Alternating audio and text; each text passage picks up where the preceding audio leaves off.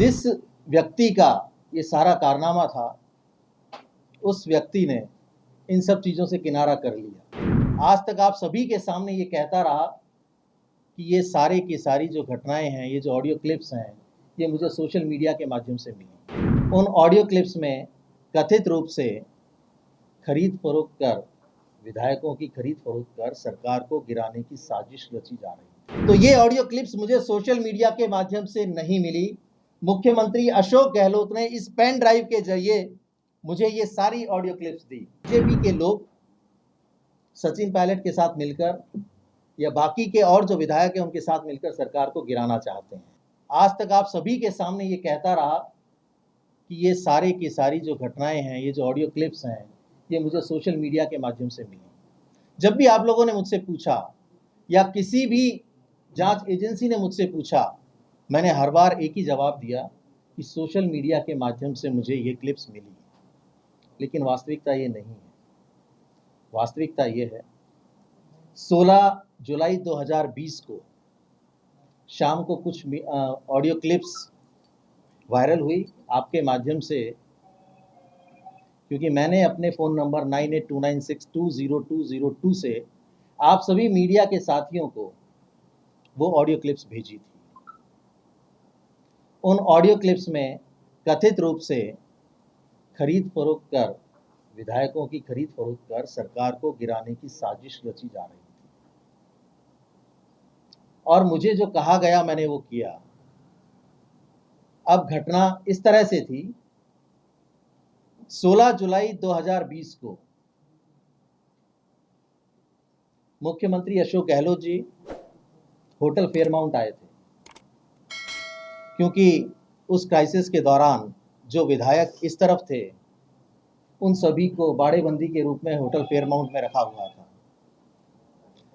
और लगभग दोनों समय सुबह और शाम मुख्यमंत्री अशोक गहलोत वहां आते थे, बातचीत करते थे और ये उनका रूटीन था। 16 जुलाई 2020 को लगभग 3:30-4 बजे के आसपास वो होटल फेयरमाउंट से निकल गए। उनके जाने के 1 घंटे बाद उनके पीएसओ रामनिवास का मेरे पास कॉल आया कि आप तुरंत आइए मुख्यमंत्री निवास, मुख्यमंत्री जी आपको बुला रहे हैं। मैं वहाँ से 10 मिनट बाद निकला और सीधा मुख्यमंत्री आवास पहुँचा। चूँकि कूकस बड़ी दूरी पे स्थित है, आने में लगभग 1 से 1.5 घंटा लगता है। उस दौरान भी मेरे पास 3 से 4 बार रामनिवास के फ़ोन आए कि आप अभी तक पहुँचे नहीं। मैं तुरंत जब वहाँ पहुँचा तो मैंने देखा कि पिंक हाउस के चैम्बर में मुख्यमंत्री अशोक गहलोत मेरा इंतज़ार कर रहे हैं। जैसे ही मैं वहाँ पहुँचा, इस वाक्य को नोट कीजिएगा सभी, जैसे ही मैं वहाँ पहुँचा मुख्यमंत्री अशोक गहलोत ने मुझे ये पेन ड्राइव और एक ये टाइप पेपर दिया।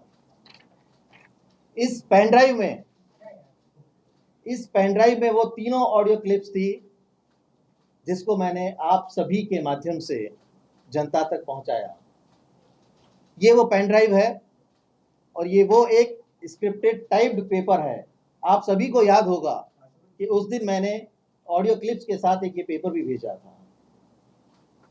इस पेपर में कथित रूप से गजेंद्र सिंह शेखावत जी, जो तत्कालीन केंद्रीय मंत्री थे, दिवंगत हमारे विधायक भंवरलाल शर्मा जी और एक कोई संजय जैन, इन तीनों की बातचीत का हवाला दिया गया था। और इस पेन ड्राइव में ये सारी चीज़ें थी। पेन ड्राइव और ये पेपर देकर मुझे कहा कि तुरंत जाइए और मीडिया को ये ऑडियो क्लिप्स सर्कुलेट कर दीजिए। अब चूंकि पेन ड्राइव से तो सीधे सर्कुलेट नहीं किया जा सकता, मैं इस पेन ड्राइव को लेके तुरंत घर आया। घर आके मैंने इस लैपटॉप में इसको ट्रांसफ़र किया, तो अपने फ़ोन में लिया और उस फ़ोन के द्वारा आप सभी को, जो हमारे मीडिया के साथी हैं, उनको मैंने वो ऑडियो क्लिप्स सर्कुलेट की। तो ये ऑडियो क्लिप्स मुझे सोशल मीडिया के माध्यम से नहीं मिली।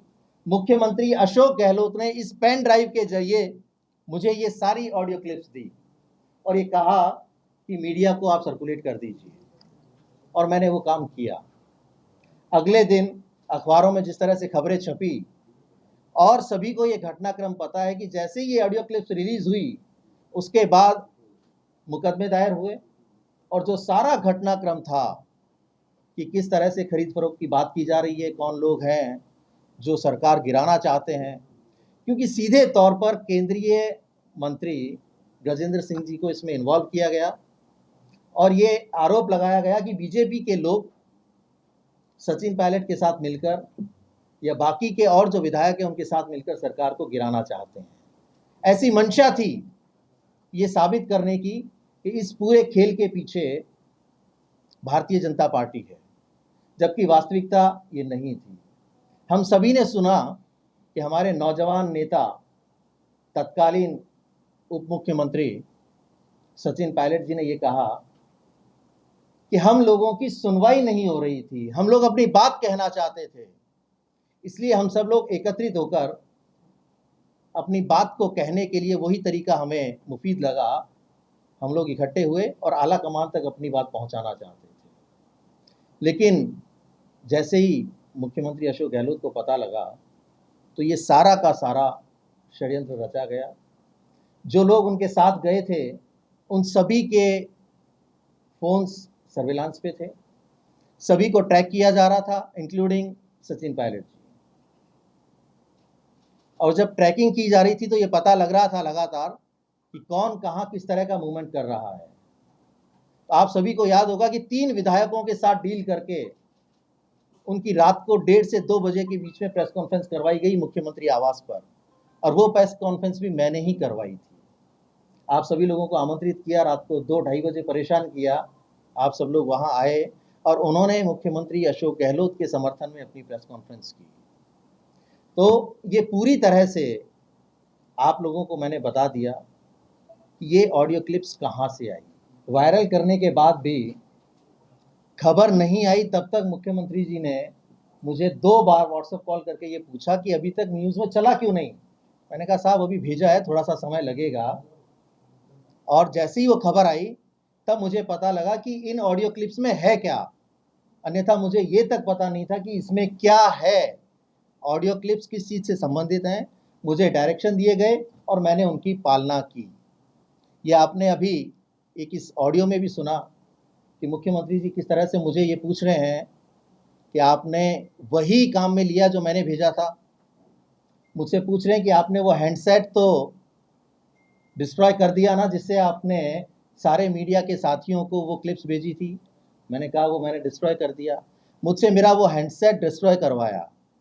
लैपटॉप इसलिए बच गया क्योंकि इसका सीधा इन्वॉल्वमेंट कहीं शो नहीं हो रहा था। मुझे ये कहा कि इसे किसी अन्य राज्य में भेज दो, आपने उस क्लिप में सुना अभी, या इसे मेरे पास भिजवा दो, मैं आपको नया लैपटॉप दे दूंगा।